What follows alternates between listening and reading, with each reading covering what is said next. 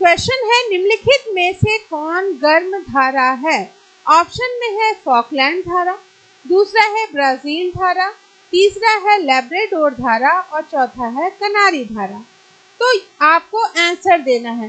Answer देने से पहले अगर रट रखा है तो ठीक, जिन्होंने रट नहीं रखा है तो वो ये जगह देखिएगा कि कहाँ पे लैब्राडोर है, कहाँ पे कनारी द्वीप है, कहाँ पे ब्राजील है, कहाँ पे फॉकलैंड है। तो अगर आप इन द्वीप और देशों तक पहुंच जाएंगे तो उनकी लोकेशन देख करके आप पता लगा सकते हैं कि ये गर्म होगी कि ठंडी होगी। और इस चैप्टर से चाहे वो आपका IAS हो, चाहे आपका PCS हो, SSC हो या वनडे एग्जाम्स हो, सभी में इससे क्वेश्चन पूछे जाते हैं। तो इसका जो राइट आंसर है, अगर हम लोकेशन को देखें तो सीधे आप आंसर लगा सकते हैं ब्राजील को, कि ब्राजील जो है वो गर्म जल धारा वाला, ब्राजील धारा गर्म जल धारा वाली धारा होगी, क्योंकि ब्राजील जो है वो आपका गर्म क्षेत्र में यानी 0 डिग्री के आसपास पड़ता है। लोकेशन एक बार देख लेते हैं। तो यहाँ पे देखिए ब्राजील का क्षेत्र ये है, कनारी द्वीप यहाँ पे है, उसका क्षेत्र कनारी धारा का ये पड़ेगा, लैब्राडोर धारा का क्षेत्र ये वाला पड़ेगा और फॉकलैंड का जो क्षेत्र पड़ेगा, फॉकलैंड द्वीप यहाँ पे है, यहाँ पे नहीं है।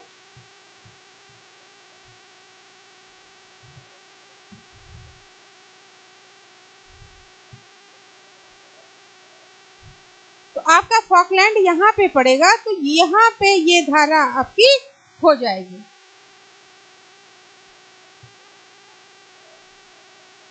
ऐसे ही बेटा याद करना है। तो बार बार मैं बोलती हूँ कि अगर आप ज्योग्राफी के स्टूडेंट हैं तो अपना मैप वर्क आप तैयार रखिए। मैप से ही आप कई सारी चीज़ें अपने सॉल्व कर लेंगे, क्योंकि ये सब चीज़ें रटने वाली नहीं होती हैं। अब धाराएं क्या हैं, या चलने वाली हवाएं ही तो धाराएं हैं जो समुद्र में चलती हैं।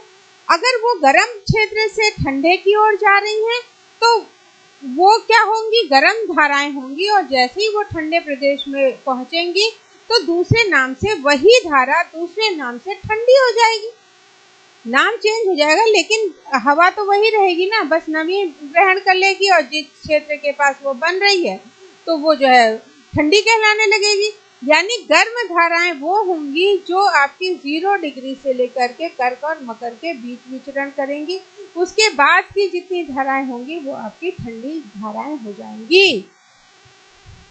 और याद करने का सही तरीका क्या है कि आप जो है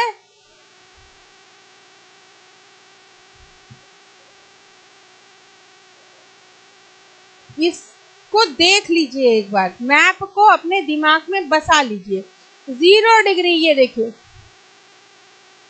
0 डिग्री के पास वाला या विषुवती धारा, क्योंकि विषुवत वृत्त का जो क्षेत्र है वो गर्म होगा, तो यहाँ जितनी भी धाराएं या हवाएं बहेंगी वो आपकी कैसी होंगी, गर्म ही होंगी। फॉकलैंड यहाँ पे है तो फॉकलैंड धारा हो गया, ब्राजील यहाँ पे है तो ये ब्राजीलिया धारा हो गया। अब इसको हमने गर्म क्यों कहा, देखो ये निकल रहा है बीच से, हमने क्या कहा था कि 0 डिग्री बीच से गुजर रहा होगा, ठीक है। ये देखो 0 डिग्री ये बीच से निकल रहा है कि नहीं निकल रहा है, यहाँ ये ब्राजील वाला क्षेत्र तो गर्म होगा, ठीक है।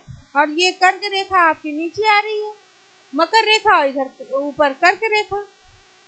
विषुवत विपरीत धारा, दक्षिणी विषुवत धारा या ओंगुलास धारा, वेनेजुएला धारा देख लीजिए, ये सारी गर्म हो जाएंगी आपकी। हम्बोल्ट धारा गर्म हो जाएगी क्योंकि ये गर्म क्षेत्र से। कनारी धारा क्योंकि ऊपर से नीचे आ रही है, कनारी द्वीप यहाँ पे है उसी के नाम से कनारी, तो कनारी धारा ये आपकी क्या हो जाएगी, ठंडी हो जाएगी। तो जो ऐसे चलेंगी वो गर्म, जो ऊपर से नीचे आ रही है वो ठंडी। लैब्राडोर धारा, अब लैब्राडोर यहाँ पे है तो लैब्राडोर धारा आपकी क्या है, जब इधर आ रही है तो जाहिर सी बात है ऊपर से नमी लेके आ रही है तो ये ठंडी होगी। तो क्या इसको रटने की जरूरत है, क्यों बच्चों? तो जितनी भी लाल रंग की होंगी वो गर्म, और जो जितनी भी आपकी नीले रंग की है वो ठंडी। और आप डायरेक्शन देखेंगे तो वो क्या हो रहा है, मकर रेखा के नीचे से आपको आती हुई दिख रही है। ठीक है। तो कर्क और मकर और 0 डिग्री के पास वाली जितनी भी वो गर्म और जो उसके ऊपर वाली है सारी ठंडी जलधाराएं होंगी। और ये वहां का जो नाम होगा उसी के नाम पे रखी जाती है, कोई स्पेशल नाम नहीं होता है। जैसे फॉकलैंड है तो फॉकलैंड से गुजर रही तो फॉकलैंड धारा, लैब्राडोर से गुजर रही है तो लैब्राडोर धारा। ठीक है, तो ये भी ध्यान रखिएगा।